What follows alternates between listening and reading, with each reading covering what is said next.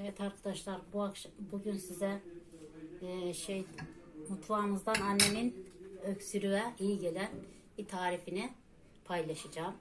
Annem elleriyle kendi yapacak. Yani kayınvalidem. Bakalım, videoya başlayalım. Annem yapıyor arkadaşlar.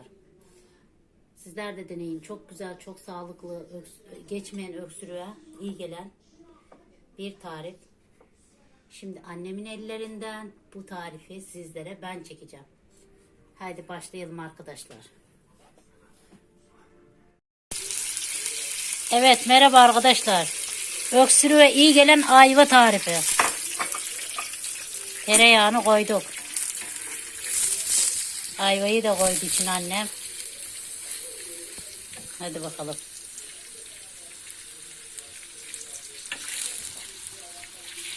Malzememiz tereyağı, ayva, neydi anne? Zencefil, bir de pekmez.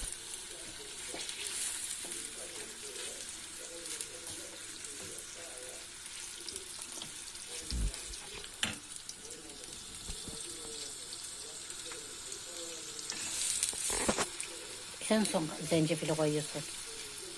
En son zencefil. Evet, kavruluyor. Biraz kavrulacak.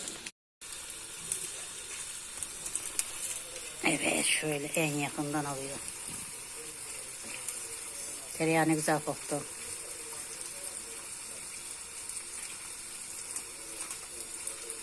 Evet arkadaşlar. Bak annem neler yapıyormuş.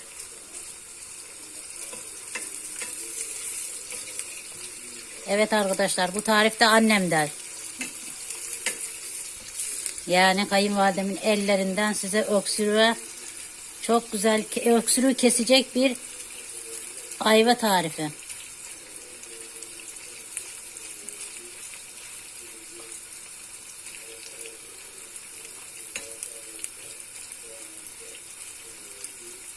Reçel gibi olur değil mi?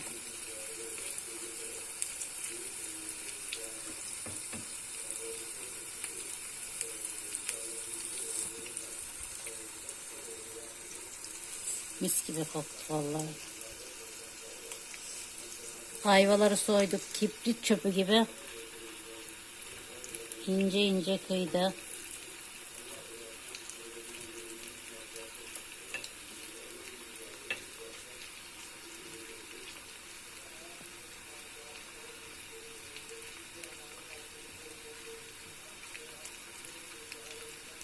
Sanırım kaşık tereyağı.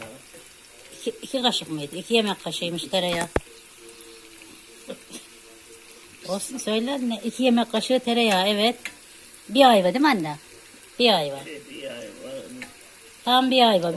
Bütün bir ayva. Küçük boy. Orta boy. Bunu zaten bir kere de tüketmeyeceksin ki, birkaç günde. Tabii. Rengi değişmeye başladı anne ayvaların. Buradan belli oluyor. Şimdi pekmezi koyacağım. Evet. Evet arkadaşlar, ayvalar yumuşayacak. Sonra pekmezini koyacak.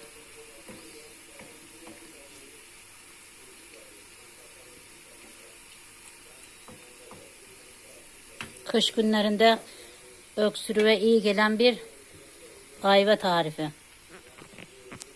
Geçmeyen öksürüğü. Geçmeyen öksürüğe, evet.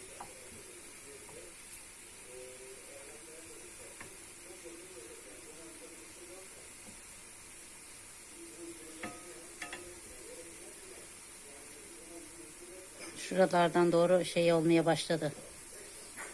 Rengini.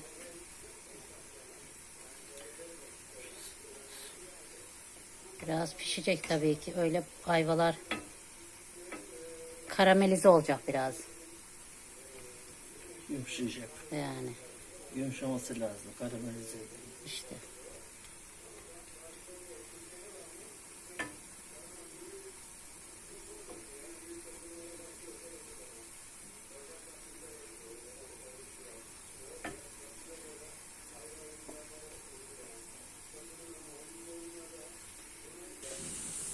Evet arkadaşlar, şimdi pekmezini veriyor annem.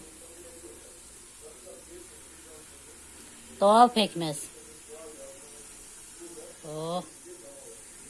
Mis gibi. Bu 2 kaşıktan fazla olacak. Hay. Bizim şeyimiz ayvamız fazla. Ayva fazla. Evet. Pekmez zaten iyi bir şey. Doğal koyu koyu pekmez arkadaşlar. Mis gibi oluyor mis. Şimdi altını açalım. Alınan olmaz. Bal yanar. Evet. Pekmez kaynayan şey olduğu için. Pekmezden yapılıyor bu. Özellikle. Evet arkadaşlar bakın. Bu da annemden bu tarif.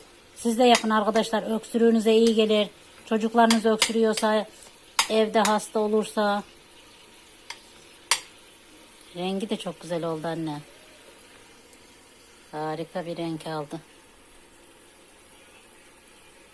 En son da zencefil.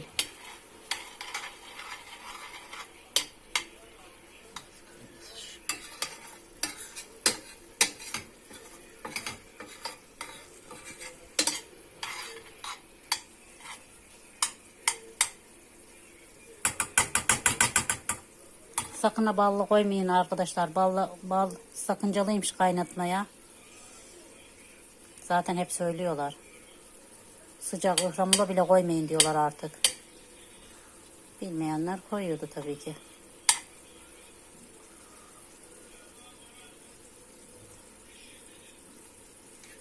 Bunu bir kaşık ayaktan şöyle koyacağım. Kuru kaşık vereyim mi?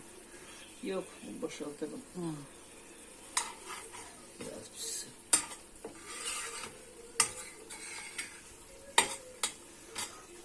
Birkaç dakika kaynayacak. Evet kaynıyor zaten. Göz göz oldu şeyi. Yanaştır. Rengi çok güzel. Buradan görebilirsin anne bak. Şahane görünüyor.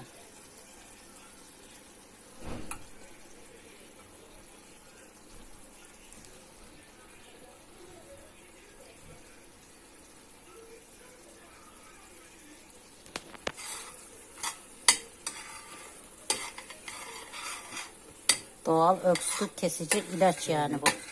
Pekmez kaynayarak yapılan bir besin olduğu için Kaynatılabilir. kaynatabilirsin, korkma. Aynen.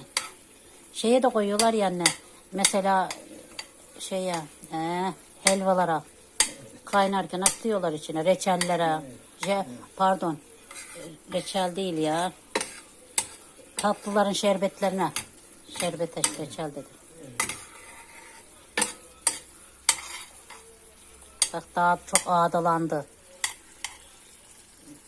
Daha yağsını çekti biraz şey. Pekmez. Üstüne biraz zencefil ekleyip En son ekleyeceğim. yazacaksın onu. Ondan sonra Burada canlı yapıyor ya. soğumaya bırakacaksın. Boğazdan tutarak şey yapacaksın. İçeceğim. Bensiz çıkıyor mu orada? Çıksın bir şey olmaz. Tutarak yutacak. Yutacaksın direkt değil mi? Boğazını tutarak böyle o. Ha boğazında şey hemen inmez. Evet. Hemen inmesin diye. Anne bence şey zencefil zamanı geldi onun bak ağdalandı. Koyacağım şimdi zaten işte ilk. Zencefilini koyunca bir daha kaynatmayacaksın herhalde. Yok. Yok, çevireceğim. Çeviririm. Evet arkadaşlar sona doğru yaklaşıyoruz. Bizim Normalde şeyine göre yaptığım malzemeye göre. malzemeye göre koyacağım bunu, zencefil. Bizimki fazla olduğu için anne bir kaşıktan İki, fazla. iki Ama tane bir de yazıyordu onda. Bunda biraz daha şey koyabiliriz fazla. Çok yoğun olmasın. Yeter.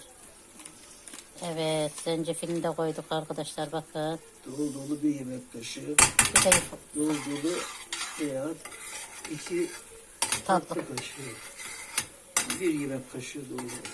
Evet. Bu ayara. Bak daha çok rengi şey yaptı onu koyunca. Değişti. Şimdi bunu soğumaya bırakacağız. Ondan sonra kavanoza koyup Tüketeceksin. Yatar. bilhassa geceleri yatarken gündüz Sabah falan değil mi? bir iki kere, üç kere gece yatarken de boğazdan tutarak yutacaksın. Allah şifa versin diye İnşallah. Bitti mi? kapatayım. Şey yapsın. Evet arkadaşlar, bizim tarifimiz bitti. Annemin ellerine sağlık. Siz de deneyin arkadaşlar. Evet, Yorum soğumayı bırakıyoruz. He, soğumaya bırakıyoruz. Yorumlara yazın arkadaşlar. Siz de yapıyorsanız. Anneme çok teşekkür ediyoruz. Hadi görüşürüz. Allah'a ısmarladık. Hoşça kalın. Kanalımıza abone olmayı unutmayın. Tarifimizi deneyin. Denediğiniz zaman bize de yazın arkadaşlar. Allah'a ısmarladık.